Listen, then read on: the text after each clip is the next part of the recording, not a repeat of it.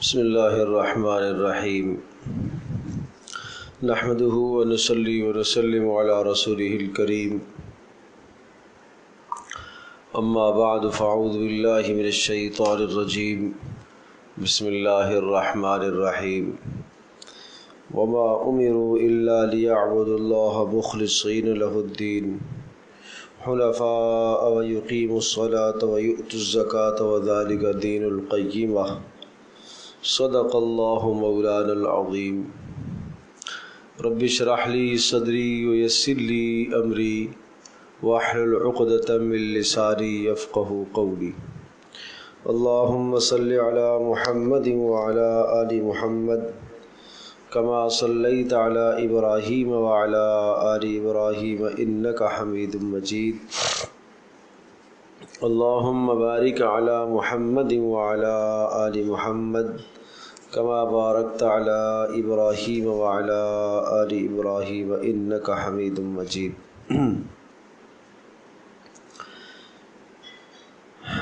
گرامی قدر حاضرین و سامعین اور امت مسلمہ کی مقدس ماں اور بہنوں، اللہ تبارک تعالی نے ہم سب کو اس جہان میں اپنے احکام کے پورا کرنے کا مکلف بنایا ہے۔ کچھ چیزوں کا اللہ پاک نے ہمیں حکم دیا اور کچھ چیزوں سے اللہ پاک نے ہمیں روکا ہے۔ ہم سب کو بندہ ہونے کی حیثیت سے، اللہ کی بندگی کرنے کی حیثیت سے ہم سب پر یہ بات لازم اور واجب اور ضروری ہے کہ جن چیزوں کا اللہ پاک نے ہمیں حکم دیا ہم انہیں بجا لائیں، اور جن چیزوں سے اللہ تبارک تعالی نے ہمیں روکا اور منع فرمایا ہم ان سے باز آ جائیں۔ اللہ پاک کے حکم کو پورا نہ کرنا اور پھر پورا نہ کر کے اس گناہ پر، نافرمانی پر ڈٹ جانا، یہ سراسر بغاوت ہے، اور اللہ پاک کو بغاوت کسی طرح سے بھی پسند نہیں ہے۔ اللہ پاک کے احکامات میں سے نماز ایک حکم ہے، اور نماز در حقیقت یہ بدنی عبادت ہے اور یہ بدن کا حق ہے۔ اللہ پاک نے صحت عطا فرمائی ہے، تندرستی عطا فرمائی ہے، اعضاء اللہ پاک نے ٹھیک ٹھیک پیدا فرمائے ہیں، اعضاء میں تناسب رکھا ہے۔ یا ایھا الانسان ما غرک بربک الکریم الذی خلقک فسواک فعدلک۔ اللہ تبارک تعالیٰ سے تمہیں کس نے غافل کر دیا؟ جس نے تمہیں پیدا کیا ہے اور تمہارے اعضاء کو ٹھیک ٹھیک بنایا ہے، اور تمہارے اعضاء میں تناسب رکھا ہے، اور اعضاء میں کام کرنے کی استعداد پیدا کی ہے۔ کانوں میں اللہ پاک نے سننے کی صلاحیت کو پیدا فرمایا، ناک میں اللہ نے سونگھنے کی طاقت اور صلاحیت رکھی ہے، زبان میں بولنے کی طاقت اور صلاحیت رکھی ہے، ہاتھوں کو اللہ پاک نے پکڑنے کی طاقت عطا فرمائی ہے، پیروں میں چلنے کی صلاحیت رکھی ہے۔ یہ سب کی سب طاقتیں اللہ کی دی ہوئی ہیں، اللہ کا عطا کردہ جسم ہے، اللہ ہی کے عطا کیے ہوئے سب کے سب اعضاء ہیں۔ تو ان تمام کے تمام اعضاء کی شکر گزاری یہ ہے کہ روزانہ 5 مرتبہ آدمی ان سب کے سب اعضاء کو اللہ کے سامنے جھکائے اور اللہ تبارک تعالیٰ کے سامنے سجدہ ریز ہو جائے۔ گویا کہ بندہ نماز پڑھ رہا تو اپنے جسم کو اللہ کے سامنے جھکا رہا ہے، اپنے گھٹنے زمین پر ٹیک رہا ہے، اپنے ہاتھ زمین پر ٹیک رہا ہے، اپنی ناک اور پیشانی زمین پر رگڑ رہا ہے۔ یہ سب کچھ کیوں ہے کہ اے اللہ تو نے مجھے جسم عطا فرمایا، تندرستی عطا فرمائی، اور اس جسم اور تندرستی کا حق یہ ہے کہ میں ان سب کے سب اعضاء کو تیرے سامنے جھکا دوں، غرض یہ کہ پورے کے پورے جسم کو میں تیرے حکم کے سامنے جھکا دوں اور زیر کر دوں۔ نماز در حقیقت ہمیں یہ سبق سکھاتی ہے، اور پھر اس کے علاوہ بے شمار فوائد ہیں اس نماز کے۔ بے حیائیوں سے اور گناہوں سے روکنے کا ذریعہ نماز ہے، اللہ کا قرب اس سے نصیب ہوتا ہے، اللہ سے مناجات اور بات کرنے کا انسان کو موقع ملتا ہے، آدمی کے اندر تواضع اور عاجزی پیدا ہوتی ہے، بشرطے کہ انسان کی نماز بنی ہوئی ہو، نماز پر محنت۔ جس طرح سے یہ نماز انسان کے جسم کا حق ہے، جو اللہ تبارک تعالیٰ نے جسم عطا فرمایا اس کا حق ہے، بالکل اسی طرح سے زکوٰۃ انسان کے مال کا حق ہے۔ زکوٰۃ کس کا حق ہے؟ آدمی کے مال کا۔ زکوٰۃ کے فوائد کیا ہیں؟ اس سے فائدہ کس کو ہوتا ہے؟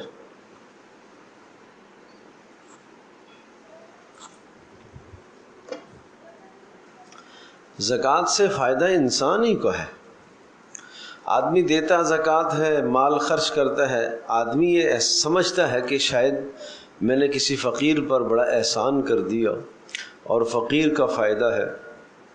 حقیقت یہ نہیں ہے، فائدہ انسان کا اپنا ہے۔ زکوٰۃ کا مطلب ہوتا ہے پاکی، پاکیزگی، طہارت، اور دو طرح کی طہارت ہوتی ہے، دو طرح کی پاکیزگی ہوتی ہے۔ ایک پاکیزگی ہے ظاہری نجاست جو ہمیں نظر آتی ہے، اس نجاست سے جب ہم اپنے آپ کو پاک کرتے ہیں، جسم میں نجاست لگی ہوئی ہے، کپڑے پر ناپاکی لگی ہوئی ہے، آدمی بے وضو ہونے کی حالت میں، آدمی پر غسل کی حالت طاری ہے، ان تمام کی تمام ناپاکیوں سے پاکی حاصل کرنے کو اسلام میں طہارت کہا جاتا ہے۔ ظاہری ناپاکیاں، ان کو صاف کرنے کا نام طہارت ہے۔ اور ایک ناپاکی باطنی ناپاکی کہلاتی ہے جو نظر نہیں آتی۔ دل کے اندر کینہ ہے، دل میں بغض ہے، دل میں نفرت ہے، دل میں کدورت ہے، دل میں حسد ہے، دل میں مال کی محبت بیٹھی ہوئی ہے۔ اور یہ ظاہر سی بات ہے کہ یہ دل کس لیے تھا؟ اللہ کو دینے کے لیے، اس میں اللہ کی محبت آنی چاہیے تھی، لیکن مال کی محبت دل میں اللہ کی محبت سے زیادہ ہو گئی۔ مال کی محبت دل میں اللہ کے رسول صلی اللہ علیہ وسلم کی محبت سے زیادہ ہو گئی، تو اب یہ دل میں گندگی آ گئی ہے۔ اس دل کو پاک کرنے کا نام تزکیہ ہے، پاکیزگی، اس کو کہتے ہیں تزکیہ۔ قرآن مجید میں رسول اللہ صلی اللہ تعالیٰ علیہ وسلم کے جہاں مناسب اللہ نے ذکر کیے ہیں کہ اللہ پاک نے نبی آخر الزماں کو مبعوث فرمایا، اور اس نبی کے فریضہ اور اس نبی کے فرائض منصبی کیا ہیں؟ یتلو علیہم آیاتہ، قرآن کی آیات کا تلاوت کر کے سنانا، اور وَيُزَكِّيهِمْ، دل کا تزکیہ کرنا، دل کو پاک کرنا، وَيُعَلِّمُهُمُ الْكِتَابَ، کتاب کے معنی سکھانا، وَالْحِكْمَةَ، سنت کے ذریعے سے قرآن کی تشریح کرنا۔ تو تلاوت کرنا، قرآن کا معنی سکھانا، سنت کے ذریعے سے تشریح کرنا، اور تزکیہ کرنا، دل کا پاک کرنا۔ اور رسول اللہ صلی اللہ تعالیٰ علیہ وسلم نے صحابہ کرام رضی اللہ عنہم اجمعین کے دل کا تزکیہ فرمایا، دلوں کو پاک کیا۔ ایک لمحے کے لیے اس مثال کو آپ ذہن نشین فرما لیجیے۔ ایک آدمی گھر کے اندر بیمار ہے، اور وہ اس قدر بیمار ہے کہ بالکل موت کے منہ میں جانے والا ہے۔ سب ڈاکٹروں نے اسے لا علاج قرار دیا، سب گھر والے بھی عاجز آ گئے۔ اس کو بیماری کیا ہے؟ اللہ نہ کرے کوئی کینسر جیسی موذی بیماری اس میں آ گئی ہو، اور وہ بیماری صرف کسی ایک حصے میں نہ ہو بلکہ اس بیماری سے پورا جسم متاثر ہو، دماغ بھی متاثر ہو، آنکھیں بھی متاثر ہو، کان بھی متاثر ہے، زبان بھی، ہاتھ اور پیر بھی، اور اندر دل اور گردے اور پھیپھڑے، اور یہ سب کچھ اندر کا نظام متاثر ہے۔ یوں سمجھیے کہ بس ہلکی پھلکی وہ شخص سانس لے رہا ہے، واقعی کوئی امید رمق زندگی کی اب نہیں بچی اس کی، اب یہ سب انتظار میں ہے کہ اس کی موت ہے۔ اتنے میں ایک شخص آتا ہے، اور وہ شخص کوئی ایسی دوا لے کے آتا ہے، اور وہ آ کے اس مریض کے منہ میں قطرے ٹپکاتا ہے، اور چند قطرے ٹپکے اس کے منہ میں تو اس مریض نے آنکھ کھولی، کچھ بولا، کچھ کھانے کو مانگا، سب کے سب خوش ہو گئے کہ کچھ بہتری ہوئی۔ پھر دوسری خوراک دی اور بہتری آئی، تیسری خوراک دی اور بہتری آئی، چوتھی خوراک دی اور بہتری آئی، کرتے کرتے 5 6 8 خوراکوں کے بعد وہ مریض اٹھ کے بیٹھ جاتا ہے، اور اس کے تمام اعضاء کام کرنا شروع کر دیتے، اندر کا نظام بھی درست ہو جاتا ہے، ہونا شروع ہو گیا ہے، باہر کا نظام بھی درست ہونا شروع ہو گیا ہے۔ جیسے جیسے اس کو دوا مل رہی ہے، اس کے اندر اور باہر کے نظام سب کے سب درست ہونا شروع ہو گئے ہیں۔ تو اب آپ مجھے یہ بتاؤ کہ یہ جو دوا لے کر آیا ہے، جو طبیب اور ڈاکٹر حکیم ہے، اس کو سب کے سب مسیحا کہیں گے کہ یہ کیا کمال کا انسان ہے جس نے ہمارے مریض کو موت سے بچا لیا۔ بالکل اسی طرح سے ایک لمحے رسول اللہ صلی اللہ تعالی وسلم کی بعثت سے پہلے کے جو حالات ہیں، ان حالات کا آپ جائزہ لیجئے۔ اس وقت انسان کی کیفیت وہی تھی جو اس بیمار کی کیفیت ہے، پوری انسانیت بیمار پڑی ہوئی تھی، اور اس قدر بیمار کہ نہ اس کی آنکھ ٹھیک، دیکھو آنکھ ٹھیک نہ ہونے کا مطلب آنکھ کا غلط دیکھنا تو آنکھ ٹھیک نہیں ہے، نہ دماغ ٹھیک ہے اس کا، نہ اس کا دل ٹھیک ہے، نہ اعضاء ٹھیک ہے، نہ اس کے پیر درست ہیں، نہ ہاتھ درست ہے، جسم کے کسی حصے سے کوئی خیر نہیں نکل رہی، تو یہ جسم مردہ ہے سمجھ لو۔ اس لیے کہ جسم کو تو اللہ نے اس لیے پیدا فرمایا انسانی جسم کو کہ یہ خیر کا کام کرے، لیکن ایسا ماحول ہو گیا تھا کہ کہیں خیر کی کوئی توقع نہیں ہے، دل بھی بیمار ہے اور سب کے سب اعضاء اس کے بیمار ہیں۔ ایسے حالات میں رسول اللہ صلی اللہ تعالی وسلم تشریف لائے، اور آن حضرت صلی اللہ تعالی علیہ وسلم نے اس مری ہوئی امت کو آپ نے چکایا، مری ہوئی انسانیت کو آپ نے بیدار فرمایا، اور آپ علیہ الصلوۃ والسلام اللہ کا کلام لے کر آئے، عظیم الشان شفا لے کر آئے جو دلوں کی شفا ہے۔ آپ علیہ الصلوۃ والسلام نے اس قرآن کی تلاوت فرمائی، اور لوگ آپ کے پاس آنے لگے، جن جن کے کانوں میں وہ دوا پڑتی چلی گئی، زبانوں پر وہ دوا آتی چلی گئی، دل میں وہ دوا اترتی چلی گئی، دل صاف ہونا شروع ہو گیا۔ جب دل صاف ہونا شروع ہو گیا تو سب کے سب اعضاء درست ہونا شروع ہو گئے، اور بالآخر وہ انسانیت جو مری ہوئی تھی اور دنیا کا کوئی انسان ان کو حکومت کے ماتحت لینا نہیں چاہتا تھا، اس لیے کہ وہ درندوں والی صفات میں تھے، تو پوری کی پوری انسانیت کا یہ حال تھا۔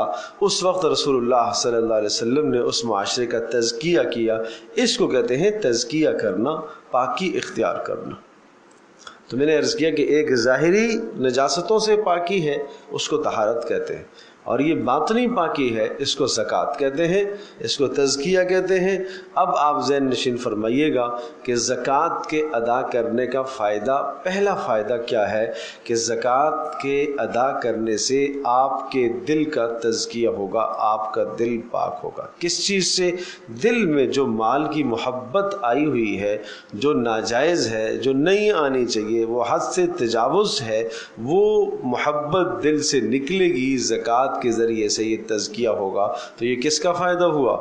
اپنا ہی فائدہ۔ نمبر 2، جو مال آپ کماتے ہیں اس مال کے اندر گاہے بگاہے کبھی کبھی کوئی جھوٹ کسی نے بول دیا، کوئی زیادتی کر دی، کوئی کسی کا حق آ گیا آپ کے مال میں، تو تزکیے کا مطلب یہ ہے کہ آپ کے مال کے اندر جو حرام کی آمیزش آ گئی ہے، اس حرام کی آمیزش سے اپنے مال کو پاک اور صاف کرنے کے لیے آپ زکوٰۃ ادا کریں گے۔ تو زکوٰۃ کا دوسرا معنی کیا ہوا؟ مال کا تزکیہ کرنا، مال کو پاک کرنا۔ اچھا، مال کا پاک کرنا انتہائی ضروری ہے۔ کیوں؟ کلوا من طیباتکم، اللہ پاک نے حکم دیا، رسولوں کو حکم دیا، یا ایھا الرسول کلوا من الطیبات واعملوا صالحا، اے رسولو پاکیزہ مال کھاؤ اور نیک عمل کرو، اعمال صالحہ کیا کرو۔ تو پتہ چلا کہ عمل صالح کا تعلق پاکیزگی رزق سے ہے، رزق پاک ہوگا تو نیک عمل ہوگا۔ اگر آپ کے جسم میں پاکیزہ مال نہیں گیا تو آپ کی نماز قبول نہیں، آپ کا صدقہ قبول نہیں، آپ کا روزہ قبول نہیں، صاف صاف ہے کہ آپ کی دعائیں قبول نہیں ہیں۔ اس لیے رزق حلال کا ہونا، تزکیہ کا ہونا، مال کی پاکیزگی کا ہونا انتہائی ضروری۔ تو مال کے ذریعے سے دوسرا کیا فائدہ ہوا؟ ایک تو دل کی پاکیزگی، دوسرا مال کی پاکیزگی۔ تیسرا فائدہ زکوٰۃ کا یہ ہے کہ یمحق اللہ الربا ویربی الصدقات، صدقہ دینے سے، زکوٰۃ ادا کرنے سے آپ کا مال بڑھے گا۔ اللہ کا ارشاد ہے، اللہ کا فرمان ہے، اس سے مال بڑھے گا، مال میں برکت ہوگی۔ یہ کس کا فائدہ ہے؟ یہ بھی آپ کا فائدہ ہے۔ آپ کا دل صاف ہو جائے، آپ کا فائدہ، آپ کا مال پاک ہو جائے، آپ کا فائدہ، اسی طرح سے آپ کے مال میں بڑھوتری ہو جائے، اضافہ ہو جائے، یہ آپ کا فائدہ۔ 3 فائدے ہو گئے جو آپ سے متعلق ہیں۔ چوتھا فائدہ جس میں آپ کہہ سکتے ہیں کہ فقیر کا فائدہ ہے، لیکن حقیقت میں وہ بھی فقیر کا فائدہ بعد میں ہے، پہلے وہ بھی آپ ہی کا فائدہ ہے، زکوٰۃ ادا کرنے والے ہی کا فائدہ ہے۔ کیسے زکوٰۃ ادا کرنے والے کا فائدہ ہے؟ اس لیے کہ اللہ تبارک و تعالیٰ نے یہ فرض اور لازم قرار دیا ہے کہ اپنے مال کا کچھ حصہ اللہ کی راہ میں بطور زکوٰۃ کے سال کے گزرنے پر آپ ادا کیا کرو۔ اب گویا کہ اللہ نے آپ سے مانگا ہے، یہ زکوٰۃ کا مال آپ کو اللہ کے پاس پہنچانا ہے، اللہ کے پاس پہنچانا ہے، اللہ کا حق ہے، اللہ کے پاس پہنچانا ہے۔ لیکن اللہ کے پاس پہنچانے کی سبیل کیا ہے؟ اللہ کے پاس پہنچانے کی سبیل اور راستہ یہ ہے کہ اللہ نے فقیر کو اپنا وکیل گویا کہ بنا کر آپ کے پاس بھیجا ہے، اور آپ وکیل کو دے رہے یہ پیسے، یعنی فقیر کو اللہ نے وکیل بنایا ہے، اور آپ اس فقیر کو یہ پیسے دے رہے کہ یہ پیسے آپ اپنی ذات پر خرچ کر کے ان میرے پیسوں کو اللہ تک پہنچاؤ۔ یعنی وہ اپنی ذات پر خرچ کرے گا تو وہ آپ کا پیسہ اللہ تک پہنچے گا۔ تو اس میں فائدہ کس کا ہے؟ اس میں بھی تو اپنا ہی فائدہ ہے۔ ہر اعتبار سے زکوٰۃ ادا کرنے میں اپنا ہی نفع ہے۔ ہوتا یہ ہے کہ شیطان آدمی کو دکھاتا ہے کہ نہیں، آپ نے احسان کیا فقیر پر، آپ نے یہ کیا فقیر پر، تو اس سے آدمی بسا اوقات جو ہے وہ تکبر اور غرور میں آ جاتا ہے۔ پھر جب تکبر اور غرور میں آ گیا تو زکوٰۃ کے مقاصد ہی فوت ہو گئے۔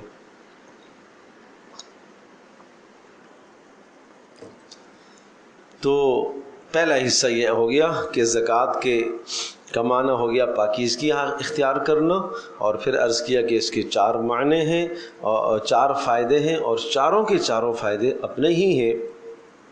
فقیر کو دیں گے، اس کی حاجت اور ضرورت پوری ہوگی تو بھی اپنا ہی فائدہ ہے۔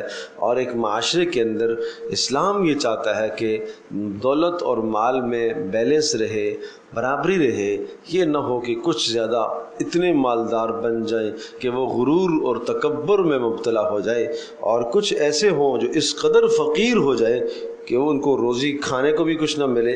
اسلام اعتدال چاہتا ہے کہ اعتدال میں معاملہ رہے۔ ٹھیک ہے، کچھ کے پاس قدر زیادہ، لیکن جن کے پاس زیادہ مال ہے وہ اپنے مال میں سے فقراء پر خرچ کرے۔ اس لیے تؤخذ من فقرائہم وترد الی اغنیائہم، حدیث میں الفاظ آئے ہیں کہ یہ اغنیاء سے لیا جائے گا اور فقراء کی طرف زکوٰۃ کا مال واپس لوٹایا جائے گا۔ اب یہاں دیکھتے ہیں جو ہمارے پاس سلائڈس بنی ہوئی ہے، زکوٰۃ کے مسائل و آداب و شرائط۔ زکوٰۃ اسلام کے بنیادی ارکان میں سے ایک رکن ہے، حالانکہ یہ عبادت بدنیہ میں سے نہیں ہے بلکہ ایک مالی عبادت ہے، چونکہ اسلام کا پہلا رکن توحید اور رسالت ہے۔ توحید جب مکمل ہوئی، دل تمام محبتوں سے خالی ہو کر اللہ وحدہ لا شریک کا ہو کر رہ جائے، اور مال کی محبت ایک فطری چیز ہے، دل کو اس سے پاک و صاف کرنے کے لیے زکوٰۃ کا حکم دیا گیا اور اسے اسلام کے بنیادی ارکان میں شامل کیا۔ قرآن کریم میں 20 مقام پر زکوٰۃ کو نماز کے ساتھ ذکر کیا۔ جس طرح زکوٰۃ نماز میں بندہ اللہ کے سامنے اپنے عز و انکساری کا اظہار کرتا ہے، اللہ کی نعمت بدن کو اس کے سامنے جھکاتا ہے، اسی طرح زکوٰۃ میں اس بات کا اظہار کرتا ہے کہ اللہ تیرے دیے ہوئے مال میں سے کچھ حصہ تیرے حکم کے مطابق تیرے راستے میں فقراء پر خرچ کرتا ہوں۔ تو یہ ہے فلسفہ زکوٰۃ۔ چلیں، دنیاوی فوائد، یہ ساری باتیں عرض کی ہیں کہ زکوٰۃ کی ادائیگی سے مال کی محبت، حرص، طمع، بخل، دوسروں کو حقیر سمجھنے جیسی مہلک روحانی بیماریوں سے نجات ملتی ہے، اور یہ بیماریاں ایمان کے لیے زہر قاتل کا درجہ رکھتی ہے۔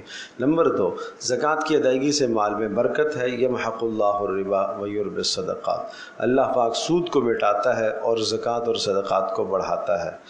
چلے، نمبر 3، فرشتوں کی دعائیں حاصل ہوتی ہیں۔ حضرت ابو ہریرہ رضی اللہ تعالیٰ سے روایت ہے، رسول اللہ صلی اللہ علیہ وسلم نے ارشاد فرمایا، ما من یوم یصبح العباد فیہ الا ملکان ینزلان فیقول احدہما اللہم اعط منفقا خلفا ویقول آخر اللہم اعط ممسکا تلفا۔ ہر روزانہ 2 فرشتے اترتے ہیں اور یہ کہتے ہیں کہ اے اللہ، اللہم اعط منفقا خلفا، اے اللہ جو خرچ کرنے والا ہے تیرے مال میں سے، اے اللہ اس کو اور عطا کر دے، اور عطا کر دے۔ ویقول الآخر، دوسرا کہتا ہے اللہم اعط ممسکا تلفا، اے اللہ جو اپنے مال کو روک کر رکھ رہا، زکوٰۃ نہیں ادا کر رہا، اے اللہ اس کے مال کو تباہ اور برباد کیجیے۔ تو اگر آپ چاہتے ہیں کہ فرشتوں کی دعائیں حاصل ہوں تو پھر خرچ کریں اللہ کی راہ میں۔ چلیے، اب سمجھنے کی بات ہے کہ اموال تجارت کیا ہیں، کن کن اموال پر زکوٰۃ فرض ہوتی ہے۔ تو یہ بات ذہن نشین فرمائیے گا۔ سونا، چاندی، نقدی سامان تجارت۔ سونا جب کہ 7.5 تولہ ہو، چاندی جب کہ 52.5 تولہ ہو، نقدی روپیہ پیسہ جب کہ 52.5 تولہ چاندی کی قیمت کے برابر ہو، سامان تجارت جب کہ 52.5 تولہ چاندی کی قیمت کے برابر اس کی مالیت ہو۔ ان تمام چیزوں پر جب زکوٰۃ سال گزر جائے تو زکوٰۃ واجب ہے۔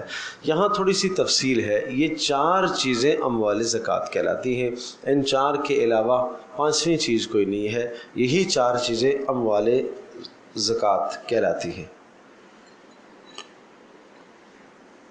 سونا اور چاندی، یہ 2 وہ چیزیں ہیں کہ ان پر سونا، اگر آپ کے پاس نقدی نہیں ہے، چاندی نہیں ہے، مال تجارت نہیں ہے، صرف سونا ہی سونا ہے، تو اب اس سونے کے لیے 7.5 تولہ ہونا ضروری ہے۔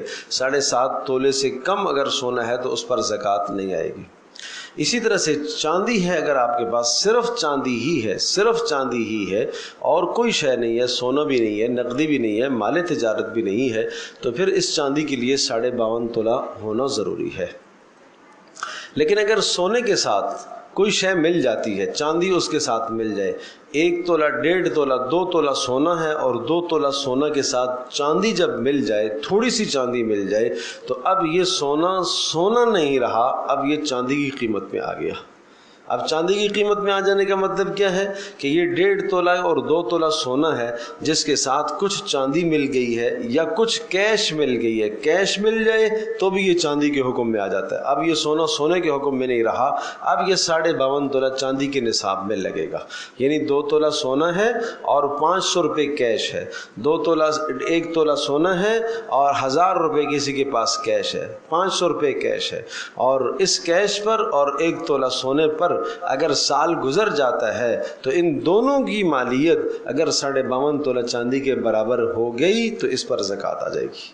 اس لیے کہ اب یہ سونے کے حساب سے نہیں جائے گا، اس کے ساتھ جب کیش مل گئی یا چاندی مل گئی یا مال تجارت مل گیا تو اب یہ پھر چاندی کے حکم کی طرف جائے گا۔ اب یہ سونا اپنی اصلی حالت پر نہیں رہے گا کہ 7.5 تولہ ہوگا تو زکوٰۃ آئے گی، اب 7.5 تولہ ہونا ضروری اس کے لیے نہیں ہے۔ یہ مسئلہ ذہن نشین کر لیجئے گا۔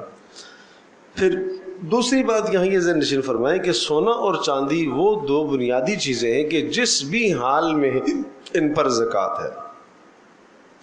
سونا اور چاندی چاہے زیورات کی شکل میں ہے، سال گزرنے پر نصاب پورا ہے تو تب بھی زکوٰۃ ہے، اور سونا اور چاندی ویسے رکھا ہوا ہے، استعمال کر رہے یا نہیں کر رہے، پورے سال استعمال نہیں ہو رہے، یہی حال نقدی کا بھی ہے۔ نقدی آپ کے پاس رکھی ہوئی ہے، اس پر زکوٰۃ ہے، اس کے پاس زکوٰۃ ہے۔ نقدی آپ کے پاس رکھی ہوئی ہے، چاہے آپ اس کے استعمال میں ہے نہیں ہے، سال پورا ہو گیا، اس پر زکوٰۃ ہے۔ البتہ یہ جو سامان ہے تو سامان کے ساتھ ہم نے کہا تجارت، سامان تجارت۔ ایک آدمی کے گھر کے اندر بہت سامان پڑا ہوا ہے، مہنگا مہنگا سامان رکھا ہوا ہے، اس کے پاس 4 گاڑیاں ہیں، 6 گاڑیاں، سامان ہے کافی۔ اس کے پاس جناب لیپ ٹاپ، کمپیوٹرز، اس طرح کی چیزیں پڑی ہیں، بڑی بڑی مہنگی مہنگی چیزیں پڑی ہیں، ہزاروں کے حساب سے، یہ لاکھوں میں ان کی قیمت جا رہی ہے۔ اگر یہ تجارت کی غرض سے رکھے ہیں تو زکوٰۃ ہے، اور اگر تجارت کی غرض سے یہ مال گھر میں نہیں ہے، ویسے رکھا ہوا ہے، تو اس پر زکوٰۃ نہیں آئے گی، چاہے جتنا مال زیادہ ہو جائے۔ بات سمجھے جی؟ 2 گھر کسی کے پاس ہیں، 3 گھر کسی کے پاس ہیں، 4 گھر کسی کے پاس ہیں، اگر یہ گھر اس نے بیچنے کے لیے رکھے ہوئے ہیں، بیچنے کے لیے رکھے ہیں تو زکوٰۃ آئے گی، یہ مال تجارت کہلائے گا۔ اور اگر بیچنے کے لیے نہیں ہے، ویسے اپنی ضرورت کے لیے کچھ کرائے پر چڑھائے ہوئے ہیں، کچھ میں خود رہائش رکھی ہوئی ہے، کچھ بچوں کی نیت سے رکھے ہوئے ہیں، تو اب یہ مال تجارت نہیں ہے، اس پر زکوٰۃ نہیں آئے گی۔ ہاں، آمدنی جو اس سے حاصل ہوتی ہے، کرایہ حاصل ہوتا ہے، اگر وہ نصاب کو پہنچتا ہے تو پھر زکوٰۃ آئے گی۔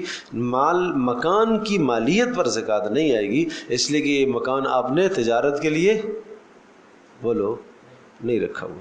یہی حال پلاٹ کا ہے، اگر آپ نے پلاٹ لیا ہے، 1 لیے ہیں، 2 لیے ہیں، 3 لیے ہیں، بیچنے کی غرض سے آپ نے نہیں لیے، اپنے استعمال کے لیے آپ نے لیے ہیں، تو بھی یہ مال تجارت نہیں کہلائے گا۔ مال تجارت وہ ہے کہ خریدتے وقت آپ کی نیت ہو اس کے بیچنے کی، تو یہ مال تجارت کہلائے گا۔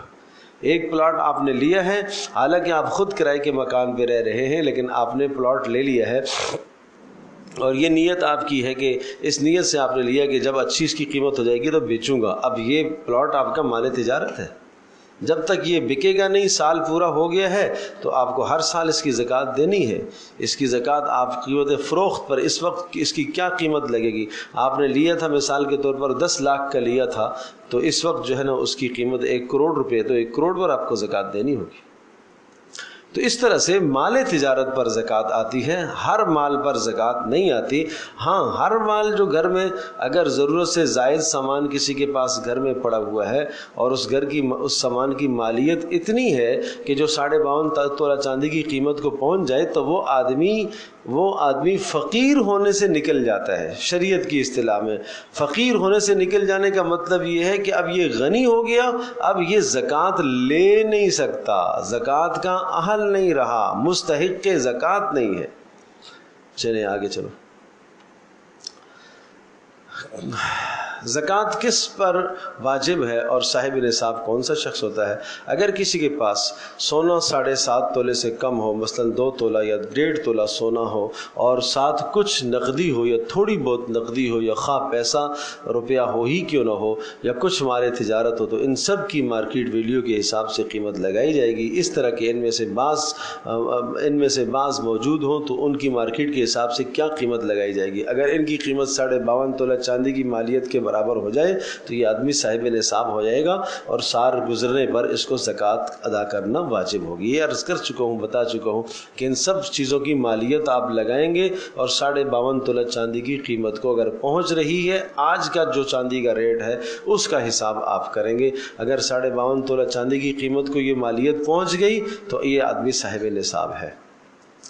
چلے پھر اس میں یہ بات بھی ذہن نشین فرما دیجیے کہ ہر روپے پر سال گزرنا بھی ضروری نہیں ہے۔ آج کی تاریخ میں مثال کے طور پر شعبان کی جناب 28 تاریخ کو ایک آدمی صاحب نصاب بن جاتا ہے، اس کے پاس اتنا نصاب جمع ہو گیا کہ جس سے 52.5 تولہ چاندی خریدی جا سکتی ہے۔ تو اب کیا ہے، آئندہ سال جب یہی دن آئے گا اور یہی اسلامی تاریخ آئے گی تو اس وقت دیکھا جائے گا آپ کے پاس کتنا مال ہے، اس وقت آپ کے پاس جتنا مال ہوگا اس پر پر آپ زکوٰۃ دیں گے۔ بہت اچھی طرح سے ذہن نشین فرمائیں، جس دن آپ صاحب نصاب بنے تھے، آپ کے پاس یوں سمجھو کہ 2 لاکھ روپے آپ کے پاس آئے، اور وہ 2 لاکھ آپ کی ضرورت سے زائد ہیں، آپ مقروض بھی نہیں ہیں، اور اسی طرح سے آپ نے کہیں اور لین دین بھی نہیں کرنا، وہ پیسے آپ کی ضرورت سے زائد ہیں۔ اب جس دن آپ کے پاس وہ پیسے 2 لاکھ آئے، آپ صاحب نصاب بن گئے، اسلامی وہ تاریخ آپ اپنے پاس نوٹ کر لیں گے۔ اب آئندہ جو سال آئے گا، اسی تاریخ کا جو دن آئے گا، اسی تاریخ میں جتنے آپ کے پاس پیسے ہوں گے، 6 لاکھ ہیں، 10 لاکھ ہیں، اس پر آپ کو زکوٰۃ دینی ہے، اور بیچ میں جو کمی بیشی ہوئی ہے اس کمی بیشی کا اعتبار نہیں ہوگا۔ بیچ میں ایسا بھی رہا کہ 1.5 لاکھ رہ گیا تھا، ایسا بھی ہوا ہے کہ جناب 8 لاکھ ہو گیا، ایسا بھی ہوا ہے کہ جناب 6 لاکھ رہ گیا، تو اس طرح سے اوپر نیچے ہوتا رہا، اس کا اعتبار نہیں کریں گے۔ سال کے آخر میں جو آپ کے پاس مالیت رہے گی اس پر آپ کو زکوٰۃ دینی ہوگی۔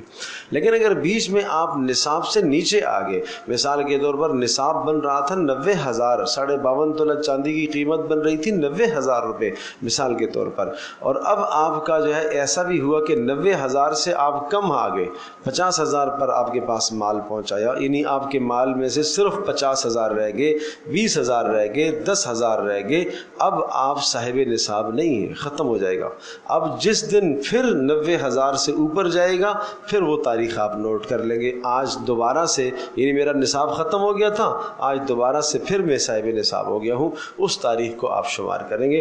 اور پھر یاد رکھیے گا کہ یہ تاریخ ہمیشہ اسلامی تاریخ کا اعتبار ہوگا زکوٰۃ میں، انگریزی تاریخ کا اعتبار نہیں ہوگا، یعنی قمری مہینے کا اعتبار ہے، شمسی کا نہیں ہے۔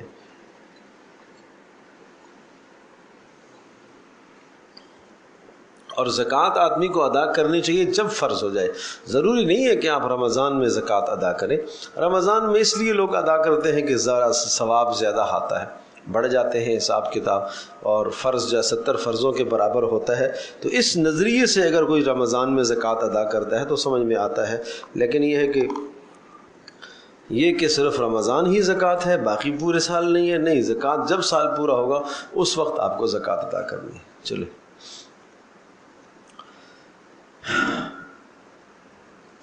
یہ بات ذہن نشین کرنے کے بعد آپ مستحق زکوٰۃ کا مستحق کون ہے؟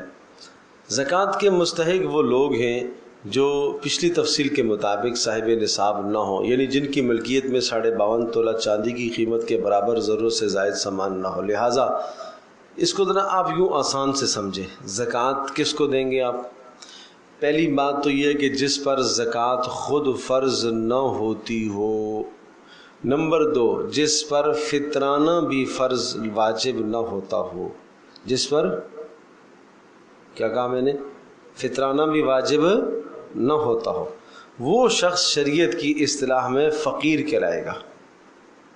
اچھا، فطرانے کے لیے اور زکوٰۃ کے لیے تھوڑا سا فرق ہے۔ زکوٰۃ میں ہم نے کیا کہا تھا؟ زکوٰۃ میں ہم نے یہ کہا کہ سونا، چاندی، نقدی، مال تجارت، یہ 4 چیزیں یہ اموال زکوٰۃ کہلاتے ہیں، ان پر زکوٰۃ آتی ہے۔ ایک آدمی کے پاس سونا بھی نہیں ہے، نقدی بھی نہیں ہے، مال تجارت بھی نہیں ہے، اور جناب چاندی بھی نہیں ہے، کچھ بھی نہیں ہے، ٹھیک ہے، کچھ بھی نہیں ہے، ان 4 اموال میں سے کچھ بھی نہیں ہے۔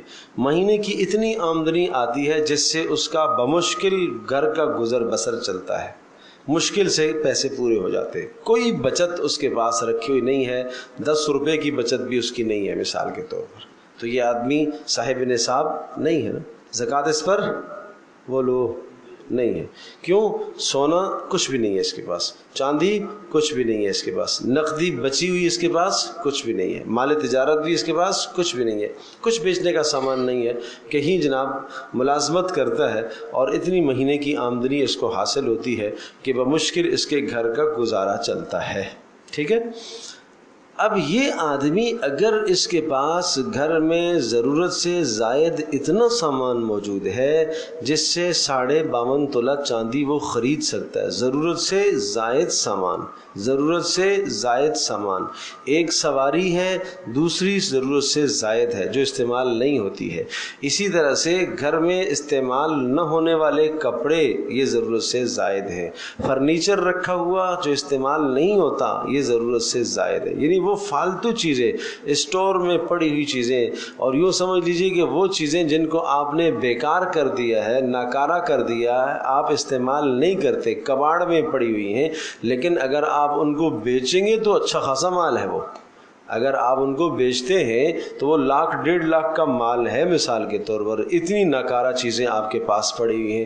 تو اب آپ یہ سمجھو کہ یہ سب کا سب ضرورت سے زائد سامان کہلائے گا. کیا کہلائے گا؟ ضرورت سے زائد. اب یہ جو ضرورت سے زائد سامان ہے، اگر اس کو ہم 52.5 تولہ چاندی کی قیمت کو یہ پہنچ جاتا ہے، اگر ہم اس کو بیچتے ہیں تو اس کی مالیت اتنی ہے جو 52.5 تولہ چاندی کی قیمت کو پہنچ گئی، مثال کے طور پر 90,000 کے لگ بھگ. اگر اتنی مالیت اس کی پہنچ جاتی ہے تو مطلب یہ ہوا کہ یہ آدمی کیا کہلائے گا؟ بولو یہ کیا کہلائے گا؟ یہ کیا کہلائے گا؟ نہیں، اس پر صدقۃ الفطر آ گیا. یہ شریعت کی اصطلاح میں یہ غنی کہلائے گا. کیا کہلائے گا؟ غنی. اور یہ اس پر صدقۃ الفطر آ گیا. جس پر صدقۃ الفطر آ گیا وہ زکوٰۃ نہیں لے سکتا. ٹھیک ہے جی. جس پر صدقۃ الفطر واجب ہو گیا وہ زکوٰۃ نہیں لے سکتا. وہ شریعت کی اصطلاح میں کیا ہو گیا؟ غنی ہو گیا. کیا ہو گیا؟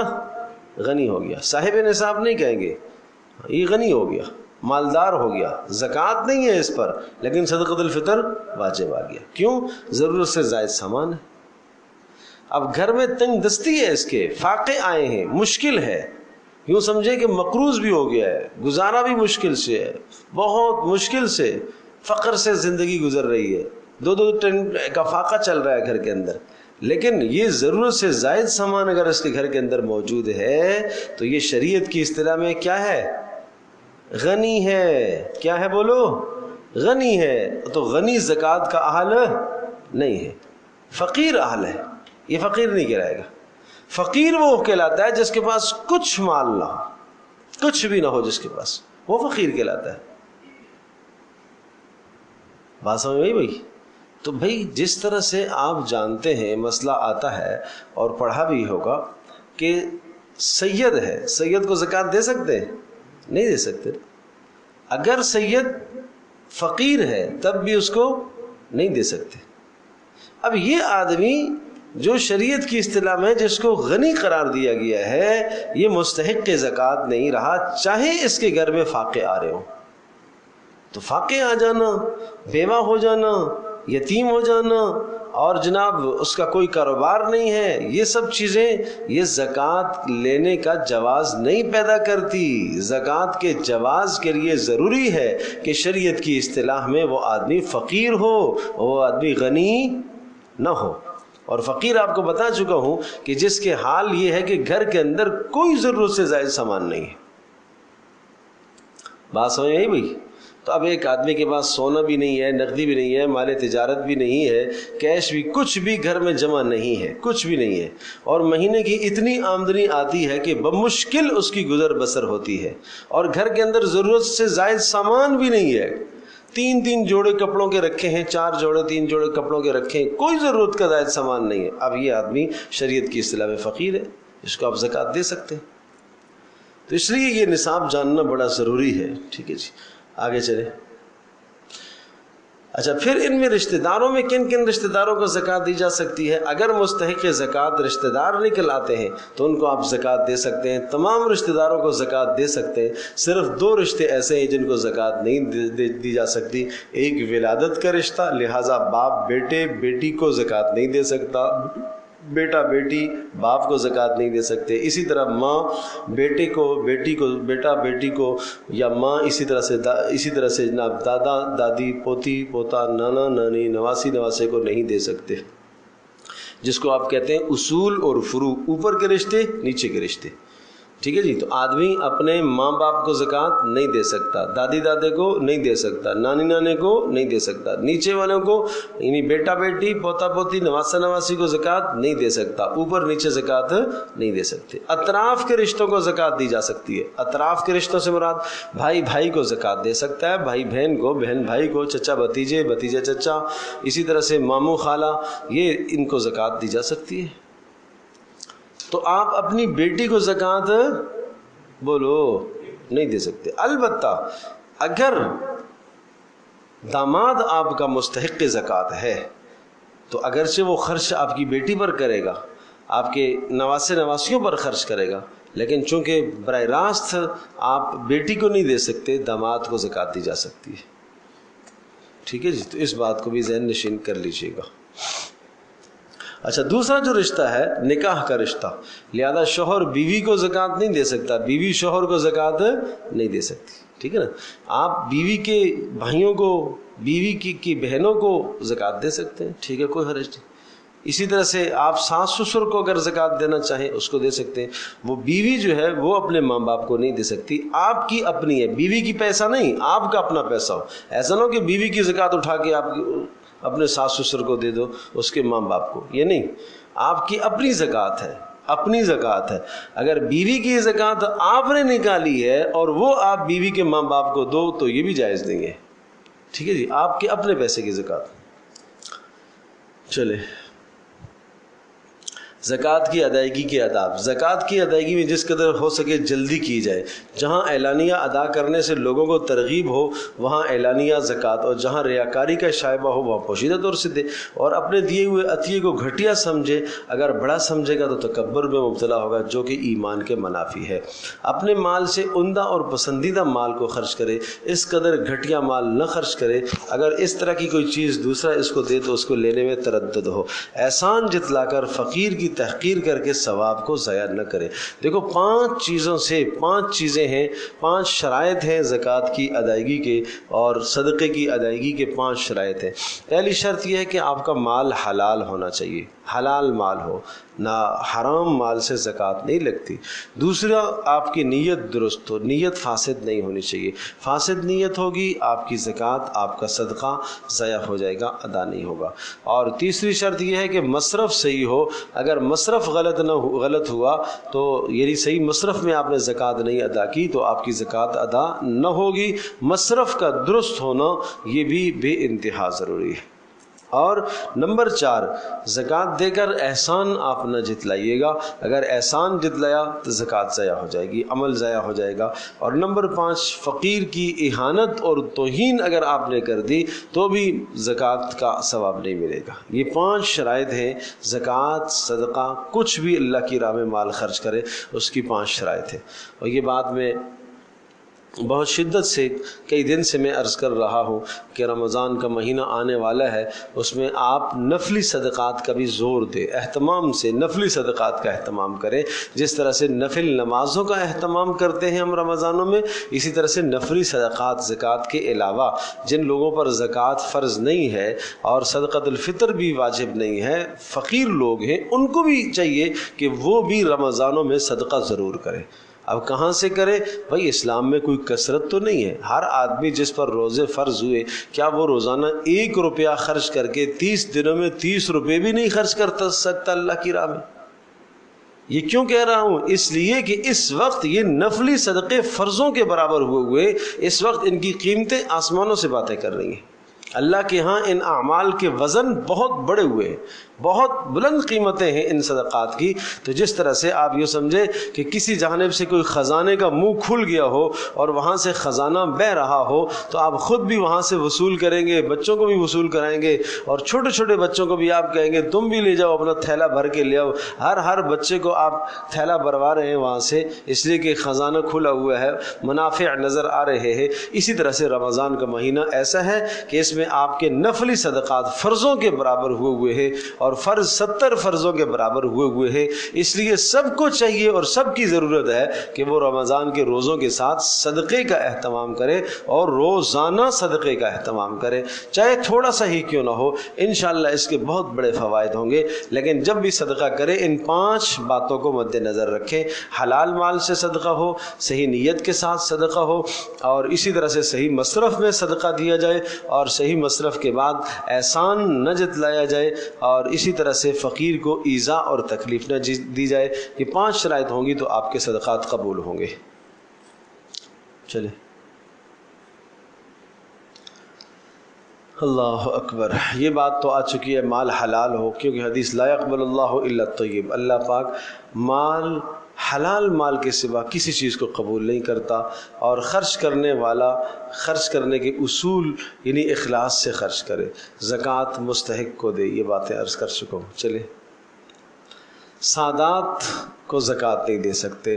زکوٰۃ و صدقات اور خاندان نبوت، آپ نے ارشاد فرمایا کہ یہ زکوٰۃ جو ہے انما ہی ہذہ صدقات انما ہی اوساخ الناس، یہ فرمایا کہ لوگوں کی میل کچیل ہے. وَإِنَّهَا لَا تَحِلُّ لِمُحَمَّدٍ وَلَا لِآلِ محمد، یہ محمد اور محمد کے گھر والوں کے لیے حلال نہیں ہے، آل محمد کے لیے زکوٰۃ حلال نہیں ہے، اس لیے کہ میل کچیل ہے. بھائی اب آپ یوں سمجھیے کہ جس طرح سے گھر کے اندر کپڑے دھوئے ہیں تو اس سے ان کپڑوں کا جو پانی ہے آپ نے کہیں جمع کر لیا تو ظاہر سی بات ہے کہ وہ میل کچیل والا پانی ہے، وہ پانی پینے کے قابل نہیں ہے، وہ وضو کے قابل نہیں ہے، وہ طہارت کے قابل نہیں ہے. البتہ وہ پانی کہیں آگ بجھانے کے کام آ سکتا ہے کہ نہیں؟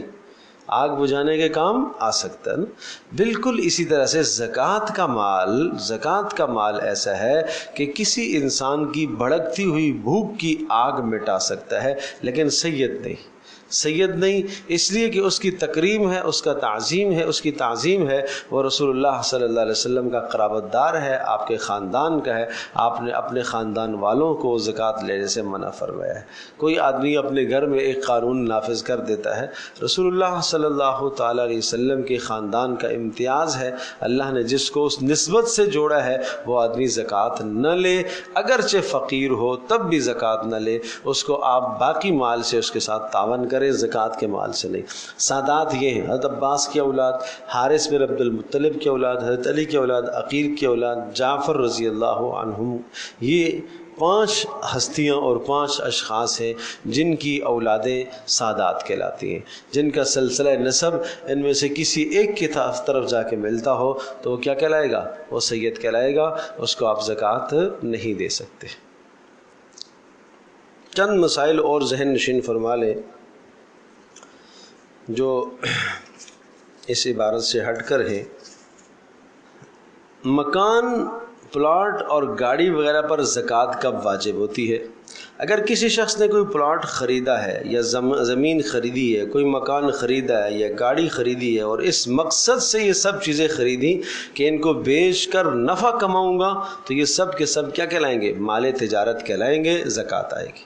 لیکن اگر گاڑی خریدی ہے، پلاٹ خریدا ہے، مکان خریدا ہے، سب چیزیں اس نے اپنی ضرورت کے لیے خریدی ہیں، گو کہ ضرورت سے زائد ہیں، 2 گاڑیاں ہو گئی ہیں، 3 گاڑیاں ہو گئی ہیں، 4 گاڑیاں ہو گئی ہیں، لیکن اس نے خریدی اپنے لیے ہیں، یہ بیچنے کے لیے نہیں خریدی ہیں، تو یہ پھر مال تجارت نہیں کہلائے گا. وہ علیحدہ بات ہے، فرق کیجیے گا. وہ علیحدہ بات ہے کہ یہ آدمی شریعت کی اصطلاح میں غنی ہو گیا. کیوں؟ اس لیے کہ ضرورت سے زائد سامان اس کے پاس آ گیا، اب یہ زکوٰۃ وصول نہیں کر سکتا، زکوٰۃ لے نہیں سکتا، اس پر صدقۃ الفطر واجب ہے، لیکن اس گاڑی کی وجہ سے زکوٰۃ نہیں آئے گی، اس لیے کہ زکوٰۃ جب آئے گی کہ جب گاڑی بیچنے کی نیت سے اس نے خریدی.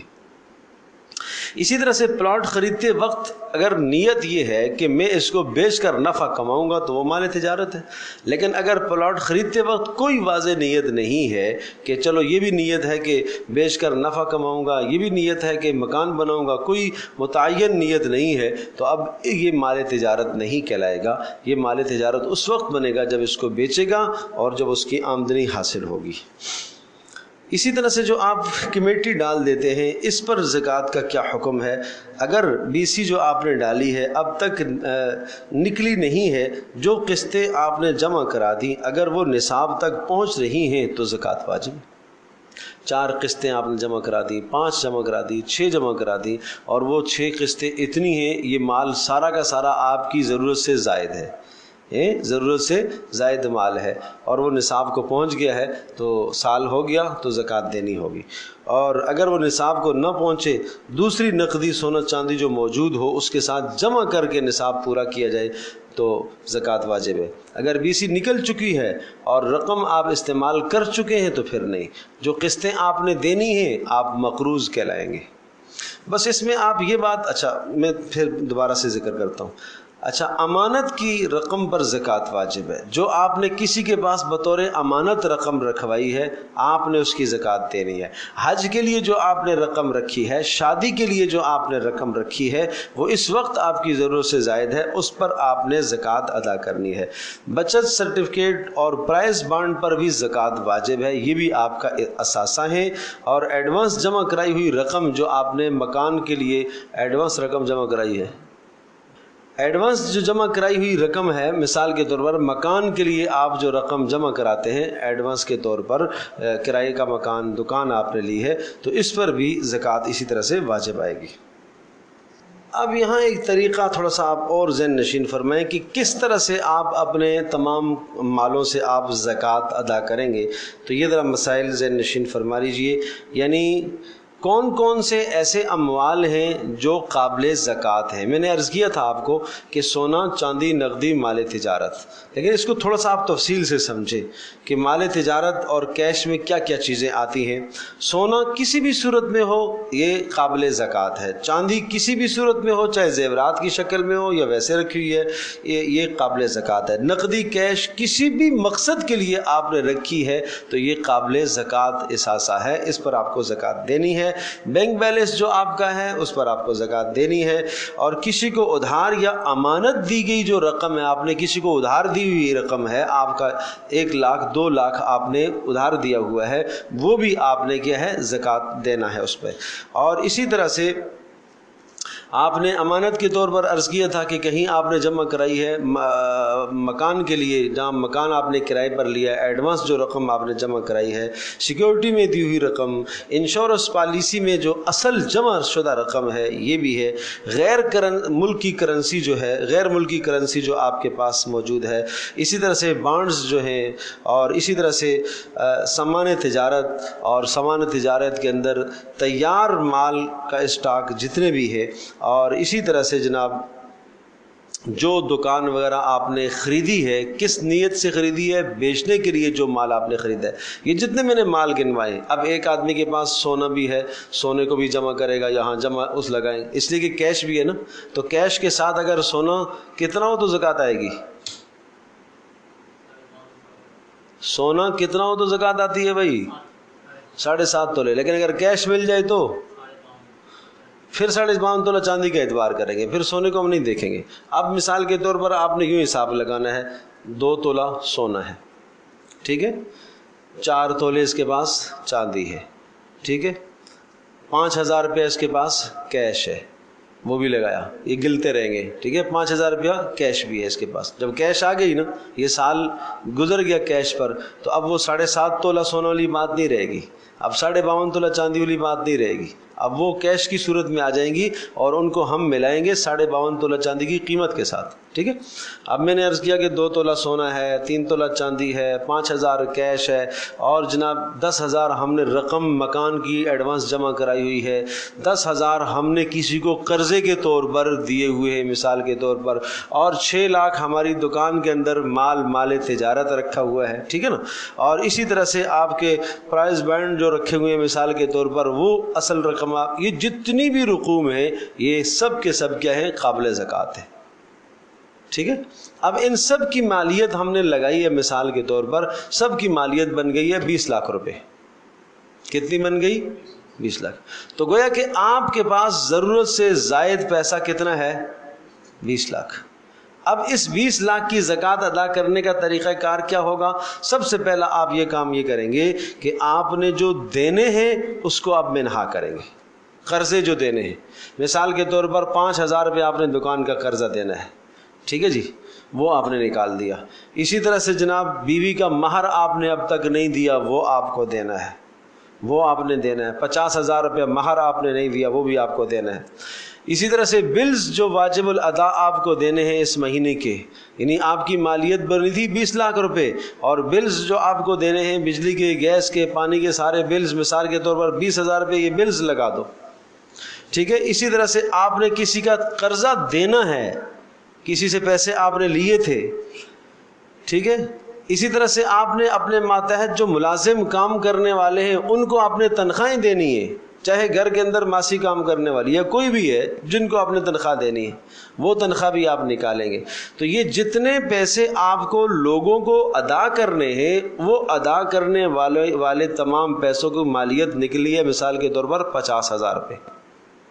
ٹھیک ہے نا، کل 20 لاکھ روپے آپ کے پاس آیا تھا اور 50,000 روپیہ کیا ہے وہ آپ نے باہر دینا ہے. 1 لاکھ روپیہ آپ نے باہر مثلاً دینا ہے یا 50 دینا ہے. اس 1 لاکھ کو منہا کر کے باقی پیسوں میں سے آپ زکوٰۃ ادا کریں گے. باقی میں سے آپ 2.5% کا حساب کر کے آپ زکوٰۃ ادا کریں. بات سمجھے؟ خواتین خانہ اپنے گھروں کے اندر خیال رکھیں. بہت مشکل ہے عورتوں کو نا سونا نکالتے ہوئے اور زکوٰۃ ادا کرتے ہوئے بڑی دقت آتی ہے. شوہر اگر زکوٰۃ نہیں ادا کر رہا آپ کے پیسے کی، آپ کے مال کی، آپ کے سونے کی، تو آپ پر از خود زکوٰۃ دینا واجب ہے. خود عورت اپنے سونے کو بیچ کر زکوٰۃ ادا کرے گی، اور اگر نہیں زکوٰۃ ادا کرے گی تو سخت گناہ کی بات ہے. قرآن میں آیا والذین یکنزون الذھب والفضہ ولا ينفقونها فی سبیل اللہ. وہ لوگ جو سونا اور چاندی خرچ کرتے ہیں، وہ لوگ جو سونا اور چاندی کو جمع کرتے ہیں لیکن ان کو خرچ نہیں کرتے اللہ کی راہ میں، ان کو دردناک عذاب کی اطلاع دے دو. اس دن کی اطلاع ان کو دے دو جس دن ان کا یہ مال ان کے جسموں پر داغا جائے گا، اس طرح سے ان کے پیٹھوں پر بھی داغا جائے گا. سونا چاندی گرم کر کے چہرے کے ساتھ، پیٹھ کے ساتھ، سب جسم کے ساتھ رگڑا جائے گا، ملا جائے گا، لگایا جائے گا. کہا جائے گا ھذا ما کنزتم لانفسکم، یہ وہ مال ہے جس کی تم زکوٰۃ نہیں دیا کرتے تھے. تو اس لیے اس بات کا خیال کریں، خواتین اپنے گھروں میں زکوٰۃ ادا کریں. یہاں ایک بات اور بھی ذہن نشین فرما لیجئے، گھروں کے اندر کام کرنے والی خواتین جو ماسیاں آتی ہیں کام کرنے کے لیے، اور آپ کے جو ملازمین کام کرنے والے ہیں، ڈرائیور آپ کے ہیں جو آپ کے پاس کام کرتے ہیں، ان سب کو آپ بسا اوقات زکوٰۃ کے مال سے رقمیں دیتے ہیں. یاد رکھیے گا اگر آپ رقم اس نیت سے دیتے ہیں کہ جناب تاکہ یہ میرے پاس ملازمت اختیار کرے، تاکہ میرے پاس ٹکا رہے، تو یہ جائز نہیں ہے. ایسا کرنا ہرگز جائز نہیں ہے، اس لیے کہ زکوٰۃ جو جس کو دی جاتی ہے بغیر کسی لالچ کے اور بغیر کسی وجہ کے، بغیر کسی لالچ کے اس کو اس زکوٰۃ کے پیسے کا مالک بنایا جاتا ہے، تو تب زکوٰۃ ادا ہوگی. لہذا اس نیت سے زکوٰۃ ادا کرنا، اس سے زکوٰۃ ادا نہیں ہوگی. اور جو گھروں کے اندر کام کرنے والی خواتین ہیں، اگر ان کو آپ زکوٰۃ ادا کرتے آپ دیتے ہیں، اور اگر انہوں نے 4 جگہ سے زکوٰۃ لی ہے، پہلے اس نے ایک جگہ سے 10,000 روپیہ زکوٰۃ کا اٹھایا، دوسری جگہ سے 10,000 اٹھایا، تیسری جگہ سے 10,000 اٹھایا، اور اتنا اس نے زکوٰۃ کا پیسہ وصول کر لیا کہ وہ خود غنی ہو گئی. یاد ہے نا غنی ہونے، اور غنی ہونے کا مطلب کیا ہے؟ ضرورت سے زائد اس کے پاس اتنا پیسہ ہو جائے جس سے 52.5 تولہ چاندی خریدی جا سکتی ہو، تو وہ کیا ہے؟ غنی ہو گئی ہے. اب اس کو زکوٰۃ نہیں لگے گی. یہاں سے یہ مسئلہ بھی ذہن نشین کر لیجیے، اور یہ مسئلہ بھی نکل آیا کہ اگر ہم یہ کرتے ہیں کہ کوئی بچی ہے، اس کی شادی کے لیے ہم نے مال خرید کر دینا ہے، اور اس کو ہم نے ایک فریج لے کر دے دیا ہے، یا اسی طرح سے واشنگ مشین آپ نے لے کر دے دی ہے. اب یہ جو 2 چیزیں آپ نے لے کر دے دی ہیں اس بچی کو، ابھی اس کی شادی کو وقت ہے، 6 ماہ ہے، سال ہے، ابھی ٹائم ہے اس کی شادی کو. اس وقت یہ مال اس کی ضرورت سے کیا ہے؟ زائد ہے. اور اگر ان دونوں چیزوں کی مالیت 52.5 تولہ چاندی کی قیمت کو پہنچ گئی تو مزید تیسری شے زکوٰۃ میں آپ اس کو نہیں دے سکتے. بات سمجھے جی؟ تیسری شے آپ زکوٰۃ میں اس کو نہیں دے سکتے، اس لیے کہ وہ خود کیا ہو گئی ہے؟ غنی ہو گئی. صاحب انصاف نہیں کہیں گے، کیا کہیں گے اس کو؟ غنی ہوگی. شریعت کی اصطلاح میں غنی ہے، اس لیے کہ اس کی ضرورت، یہ فریج جب ضرورت ہے جب یہ رخصتی اس کی ہوگی. ابھی تو گھر میں یہ بند پڑا ہوا ہے، ابھی اس کی ضرورت نہیں ہے. فیس کے لیے جو رقم آپ اپنے بچوں کو، بچیوں کو دے دیتے ہیں، وہ بھی کیا ہے؟ اس وقت ان کی ضرورت نہیں ہے. اگر آپ نے جناب پیسے اپنے بچے کو آپ نے 2 لاکھ روپے دے دیے، 3 لاکھ روپے آپ نے دے دیے، پورے سال کی فیس دے دی، اس وقت اس کی وہ ضرورت نہیں ہے. اگر سال اس کے پر پورا ہو گیا، اس پر زکوٰۃ ہے. وہ خواتین جو زیورات رکھ لیتی ہیں اور اپنی بچیوں کی نیت سے زیورات رکھتی ہیں کہ یہ میں فلاں بچی کو شادی پر دوں گی، تو یاد رکھیے گا اگر آپ نے بچی کو اس کا مالک بنا دیا اور وہ بچی نابالغ ہے ابھی، تو اس پر زکوٰۃ نہیں ہے. لیکن اگر آپ نے اس کو مالک بنایا اور وہ بالغ ہو گئی اور سال گزر گیا، تو اس بچی پر اگر نصاب پورا ہے، سونا 7.5 تولہ ہے یا 7.5 تولے سے کم ہے اور ساتھ کیش ہے، تو اس بچی پر بھی زکوٰۃ آئے گی. نہیں تو ماں پر زکوٰۃ ہے. اگر ماں نے مالک نہیں بنایا صرف نیت کی ہوئی ہے تو نیت کرنے سے زکوٰۃ ساقط نہیں ہوگی، زکوٰۃ اس کو ادا کرنی ہوگی۔ مالک بنانے کا مطلب یہ کہ مکمل تصرف کا اختیار آپ نے بچی کو دیا۔ تو یہ بہرحال مسائل سمجھنے کی ضرورت ہے۔ اسی طرح سے قرب و جوار میں، اعزاء اقربا میں، جاننے والوں میں بیوائیں ہوتی ہیں، اور بیواؤں کے پاس بسا اوقات خود اتنا مال ہوتا ہے کہ وہ غنی ہوتی ہیں، وہ فقیر نہیں ہوتی، ان کو ہم زکوٰۃ دیتے ہیں۔ بھائی بیوہ ہے، بھائی بیوہ ہونا کوئی زکوٰۃ کا حل نہیں ہے۔ اسی طرح سے یہ بھی یاد رکھیے گا، ایسے ادارے جو زکوٰۃ کا مال وصول کرتے ہیں لیکن اگر زکوٰۃ کو وہ فرق کیے بغیر لگاتے، مسلمان غیر مسلم میں زکوٰۃ کا فرق نہیں کرتے، زکوٰۃ صرف مسلمان کو جائے گی، غیر مسلم کو نہیں جائے گی، تو ان اداروں کو آپ زکوٰۃ نہ دیجیے گا، زکوٰۃ نہیں ادا ہوگی آپ کو۔ بات سمجھے جی؟ پھر اسی طرح سے بہت سارے ایسے لوگ ہیں، ایسے ادارے ہیں جو زکوٰۃ کے اموال سے کام کرتے ہیں، رفاعی کاموں میں اس پیسے کو لگاتے ہیں، تو رفاعی کاموں میں وہ پیسہ نہیں، زکوٰۃ اس سے ادا نہیں ہوتی۔ اسپتال بنا دیا، ایمبولینس خرید لی، اس سے زکوٰۃ نہیں ادا ہوگی۔ زکوٰۃ کے لیے ضروری ہے فقیر کو اس کا مالک بنانا، علاج کروانا۔ یاد رکھیے گا، علاج کروانے میں بھی یہی ہے کہ اگر آپ نے کسی فقیر کا علاج کرایا، حاجت مند ہے، اس کو آپ نے دوائیں فراہم کی ہیں، تو یہ طریقہ ہے کہ آپ اس کو دوائیں دیں، دواؤں کا مالک آپ اس کو بنائیں گے، یا آپ اس کو پیسے دیں کہ بھائی یہ اپنا بل جمع کراؤ، یوں اپنا بل جمع کراؤ۔ اس طرح سے یہ جائز درست نہیں ہے کہ جناب آپ نے جناب وہاں اس ادارے میں دے دی، اب وہ فقیروں کا علاج کرا رہا ہے، مالک بنا رہا ہے نہیں بنا رہا ہے کیا پتہ۔ تو زکوٰۃ کے لیے تو ضروری ہے مالک بنانا۔ بہت سارے لوگ اسی طرح سے دسترخوان لگاتے ہیں، کھانا لگاتے ہیں۔ اب یہ جو کھانا ہم لگاتے ہیں، کھانے کا دسترخوان ہوتا ہے، اس میں بھی پہلی بات تو یہ کہ زکوٰۃ کا مال نہیں لگنا چاہیے، اس لیے کہ زکوٰۃ کے لیے کیا شرط ہے؟ مسلمان ہونا۔ اس میں فرق اگر آپ کے پاس نہیں ہے مسلمان غیر مسلمان کا، تو پھر زکوٰۃ نہیں ادا ہوگی۔ اسی طرح سے زکوٰۃ اگر آپ نے دسترخوان لگایا اس پیسے سے، زکوٰۃ سے، مال سے، تو یہ بات ذہن نشین فرمائے، آپ نے اگر ہیں سارے کے سارے مسلمان اور سارے کے سارے فقیر ہیں، تب بھی آپ نے اس کھانے کا مالک نہیں بنایا۔ مالک بنانے کا مطلب یہ کہ آپ اس کو ڈبے میں پیک کر کے دیں، وہ گھر لے جائے، چاہے وہاں بیٹھ کے کھائے چاہے گھر لے جائے۔ تو مالک بنانے کا مطلب یہ ہوتا ہے کہ اس کو آپ نے مکمل اس چیز پر اختیار دے دیا، چاہے کھانے پر ہو چاہے کھانے کے علاوہ کسی چیز پر ہو، مکمل آپ نے اس کو اختیار دیا ہو، تو اس طرح سے آپ کی زکوٰۃ ادا ہوگی۔ لہٰذا بہت حساس معاملہ ہے زکوٰۃ کا۔ نفلی صدقات سے آپ جس کو کھلائیں، غنی کو بھی کھلائیں، فقیر کو کھلائیں، مسلم کو غیر مسلم کو، سب کو کھلا سکتے ہیں نفلی اموال سے، لیکن زکوٰۃ یہ فرض ہے اور اس کی ادائیگی بھی صحیح مصرف میں نہیں جائے گی تو زکوٰۃ ادا نہیں ہوگی۔ ماں باپ کے پیسے سے بیٹی حج کر سکتی ہے؟ کر سکتی ہے۔ اگر پیسے بیٹی کے پاس ہوں تو بھائی اور بہن کو بھی جی کرا سکتی ہے، کوئی حرج نہیں، کوئی حرج نہیں۔ اللہم صلی علی سیدنا الرحمن۔ ٹھیک ہے، باقی رمضان المبارک میں انشاءاللہ ہماری ترتیب تفسیر کی انشاءاللہ ہم کریں گے، کوشش یہی رہے گی انشاءاللہ ایک گھنٹہ سوا گھنٹہ ہم 11:30 سے انشاءاللہ ہم کچھ نہ کچھ سلسلہ شروع کریں گے تاکہ یہ تسلسل رہے، اور اس میں کچھ مسائل بھی اگر آتے رہیں تاکہ مسائل بھی تھوڑی سی مسائل کی بات بھی ہوتی رہے گی، تو اس لیے تسلسل تاکہ اس مجلس کا برقرار رہے، تو آپ سے درخواست ہے کہ اس میں شرکت کرتے رہیں۔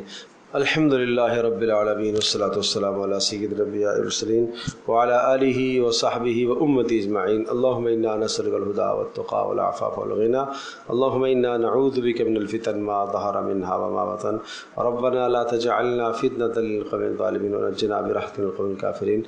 اللہم لا سہل الا ما جعلته سہلا تجعل الحزن سہلا شئت، اللہم اکفنا بحلالک عن حرامک واغننا بفضلک عمن سواک۔ یا ارحم الراحمین، ہماری اس محنت کو قبول فرما۔ اے اللہ، جن رفقا نے، ساتھیوں نے اس محنت کو کیا، یہاں تک پہنچایا، سب کی محنتوں کو قبول فرما۔ اے اللہ، اس گھر کے اندر جو انتظام و اہتمام ہوا، اے اللہ ان گھر والوں کی محنتوں کو اپنی بارگاہ میں قبول فرما۔ اے اللہ، ہم سب کا بیٹھنا قبول فرما، ماؤں بہنوں کا آنا اپنی بارگاہ میں قبول فرما۔ اے اللہ، اپنی شان کے مطابق سب کو اجر عظیم عطا فرما، اپنی شان کے مطابق سب کو اجر عظیم عطا فرما۔ اے اللہ، مبارک مہینے کی رحمتوں سے، برکتوں سے ہم سب کو مالا اعمال فرما، اللہ ہماری دعاؤں کو قبول فرما۔